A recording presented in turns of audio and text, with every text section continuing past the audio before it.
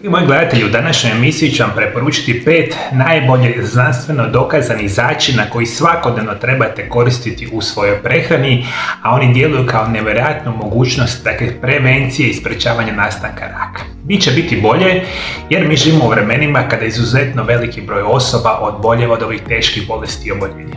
I uključujući ili svakodnevno konzumirajući ove začine imat ćete nevjerojatnu mogućnost upravo sprečavanja ovih teških bolesti.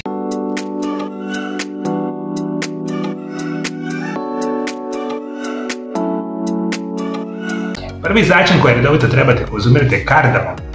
To je začin koji se često koristi u indijskoj i bliskoistočnoj kuhinji. Ima poseban topao i pomalo slatkast okus, koji ga čini popularnim sastojkom mnogim jelija. No, osim svoje kulinarske upotrebe, kardamom ima dugu povijest upotrebe u tradicionalnoj medicini zbog svojih raznih zdravstvenih blagodati. Vi kada konzumirate redovito kardamom, fenomenalno djelujete na sprečavanje nastanka raka, značajno poboljšavate recimo oralno zdravlje, savršeno djelujete na funkciju probave i probavnog sustava. Kardamom ima nevjerojatnu mogućnost poboljšavanja funkcioniranja vašeg mozga, vašeg krvnih žila, vašeg srca. Isto tako je nevjerojatan začin koji može čak djelovati kao afrodizijak. Isto tako se često koristi za liječenje respiratornih problema kao što su astma, bronhitis i kašalj. Vjeruje se da začin ima svojstva zapravo za iskašljavanje, što vam pomažu kod čišćenja sluzi iz pluća i dišnih puteva, a to može olakšati disanje i ublažiti respiratorna svojstva, što je nevjerojatno bitno za reći. Dakle, kardamom definitivno želite konzumirati iz raznih zdravstvenih blagodati, a specijalno radi prevencije nastanka raka. Dugi savršeni začin koji je danas dokazan u preko 15.000 znanstvenih studija, a ima izuzetna antikancerogena svojstva, je kurkuma. Kurkuma je začin koji se često koristi u indijskoj i bliskoistočnoj kuhinji. Poznat je po jarko žutoj boji, toplom, gorkastom i blago ljutom okusu. Kurkuma je također poznata po svojim raznim zdravstvenim dobrobitima, koje se već stoljećima priznate u tradicionalnoj medicini. Glavni sastojak u samoj kurkumi je nešto što se naziva kurkumin. To je taj aktivni sastojak koji ima nevjerojatna antikarcinogena, protuupalna, antivirusna, antibakterijska, antimikrobna djelovanja, genijalno djeluje na funkciju srca, mozga, probave, jetre, bubrega, dakle ta lista ide dalje i dalje i dalje. Dakle, kardamom zajedno sa kurkumom fenomenalni začini. Treći začin koji želite redovito konzumirati će biti džumbir. Je začin koji se koristi u azijskoj kuhinji, posebno u jelima Kine, Japana i Indije. Izrazito je toplog i blagog pikantnog okusa, što ga čini popularnim sastojkom mnogim jela. Jedno od primarnih zdravstvenih blagodati džumbira je njegovo liječenje mučnine i samih, ajmo rećemo, povraćanje mučnine, probavne tegobe, perfektno ide sa redovitim konzumiranjem džumbira. Glavni sastojak u džumbiru je nešto što se naziva gingerol, koji je genijalna vrsta, dakle, nutrijenta, specijalnog vrsta antioksidativnog spoja. Protiv tumora, isto protiv bakterija, virusa, gljivica.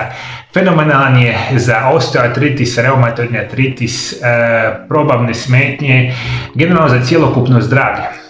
Vjeruje se da začin ima svojstva ublažavanja bolova i koristi se kod liječenja glavobolje, menstrualnih grčeva i drugih vrsta boli. Ima nevjerojatnu mogućnost značajno poboljšavanja funkcioniranja vašeg srca, krvnih žila. Prirodno smanjuje visoki krvni tlak, sprečava nastanak demencije, poboljšava funkciju mozga i još puno toga radi nama džumbir, a između ostalog ima savršeno antikancerogena svojstva. Četvrti začin koji vam želim preporučiti definitivno je kajenski papar, koji je začin koji se često koristi u meksičkoj kuhinji i kažunskoj kuhinji. Poznat je po svojoj jakoj crvenoj boji i snažnom ljutom okusu.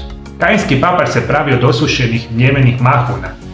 Vrste čili papričica, poznate kao Capsicum annum, također je poznat po svojim raznim zdravstvenim blagodatima.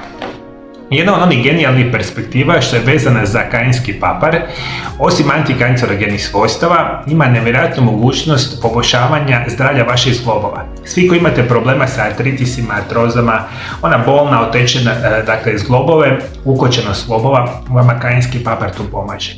Savršen je jedan od onih najboljih začina na svijetu za prirodno poticanje mršavljenja, jer ubrzava vaš metabolizam i ubrzava sagorijevanje masnih naslaga. Isto tako možemo reći da kajenski papar ima antioksidativna svojstva, a kapsaicin spoj prisutan u kajenskom paparu je snažni antioksidans koji pomaže u zaštiti tijela od uzrokovanja oštećenja slobodnim radikalima. Isto tako je značajno dobar za specijalno vas žene, jer ima nevjerojatnu mogućnost prirodnog smanjivanja onih vrsta perspektiva vezano za menopauzalne, recimo menstruacijske tegobe i slično. Možete recimo prirodno liječiti glavobolju i slično. Ali ima nevjerojatna antikancerogena svojstva, pa kajenski papar redovito koristite. I moja zadnja preporuka će vam biti ružmarin. Je biljka koja se često koristi u mediteranskoj kuhinji. Ima poseban drvenasti pomalo gorak okus koji ga čini popularnim sastojkom mnogih jela. Možemo reći, jedna od primarnih zdravstvenih blagodati ružmarina je njegova sposobnost poboljšavanja probave. Vjeruje se da ružmarin ima karminativna svojstva, što znači da pomaže u ublažavanju plinova i nadosanosti u želucu i crijevima. Ružmarinska kiselina koja je u samom ružmarinu ima nevjerojatnu mogućnost poboljšavanja zdravlja vaše kose i vlastišta, pa vi možete ružmarin koristiti upravo iz te perspektive. Savršeno vam je za funkcioniranje vaših zglobova. Isto tako ružmarin možete koristiti u poboljšavanju pamćenja i kognitivnih funkcija. Istraživanja su pokazala da ružmarin može poboljšati pamćenje, koncentraciju i vjeruje se da je za te učinke odgovoran spoj 1,8 cineol koji se nalazi u ružmarinu. Izvanredan je za funkcioniranje našeg zdravlja, a redovito se koriste u prehranom. Imate recimo ulje od ružmarina, pijete čajeve, kako god, generalna. Za današnju emisiju je bitno da kardamom, kajenski papar, džumbir, kurkuma i ružmarin se smatraju jednim od onih najboljih začina na svijetu koji imaju antikancerogena svojstva. I tiče bolje perspektive nego preventivno uzimati ovakve začine, ukusni i zdravi, fenomenalna